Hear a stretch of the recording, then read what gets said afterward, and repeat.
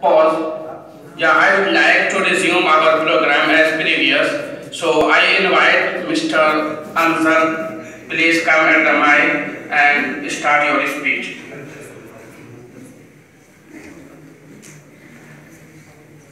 Bismillahirrahmanirrahim.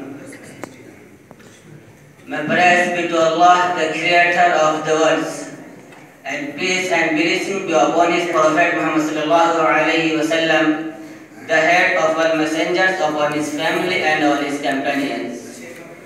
Honorable President of today's program, respected judges and dear audience.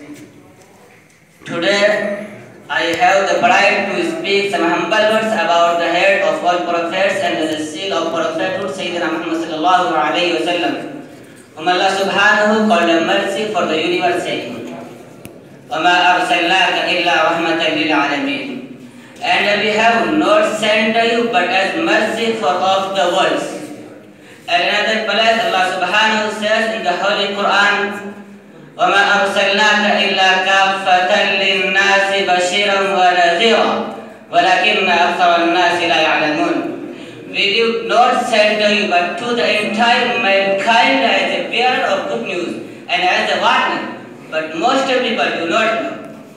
The Prophet was born in the noble Hashmi family of Quraysh tribe in Makkah in 570 AD. His father Abdullah died before his birth.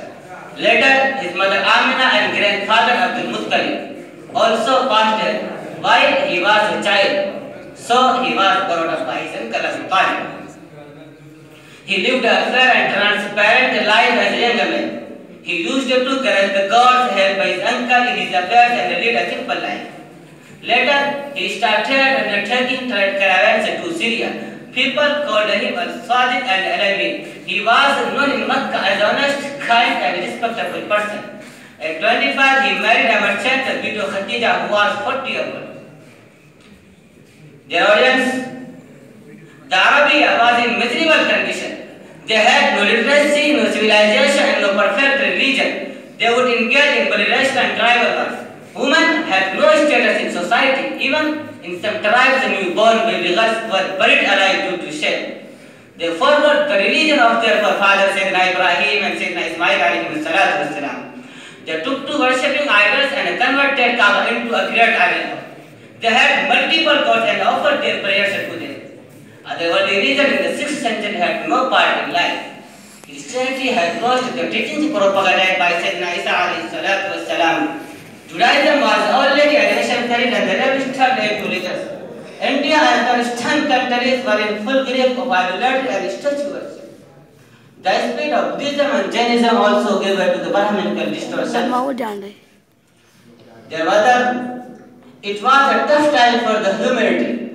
The world was fast asleep in the darkness of ignorance. The light of divine guidance was deeply lit at their places. The humanity at large was shaken with ignorance, injustice and inequality.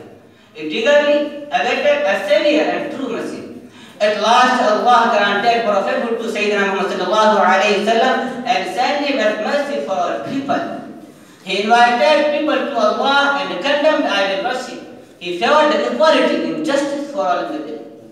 In the beginning, he and his companions faced opposition. They were told and even forced to migrate to Medina. At Medina, the Prophet established an Islamic state that conquered the whole world within 10 years. The Prophet is the most towering personality of history. He left immense influence on the human history. The Prophet was changed the course of history and brought about and around a positive revolution in all aspects of life. Through his universal teachings, the humanity entered into an era of peace and enlightenment. The world got rid of spiritual and social separation. We salute him with the depth of our heart. May the blessing of Allah and His eternal peace shower upon the messenger. Here I will conclude my talk with sincere prayers to Allah that He gives us to follow the teaching of Prophet Muhammad sallallahu alaihi wasallam in every walk of life. Wa akhiru da'wana alhamdulillah.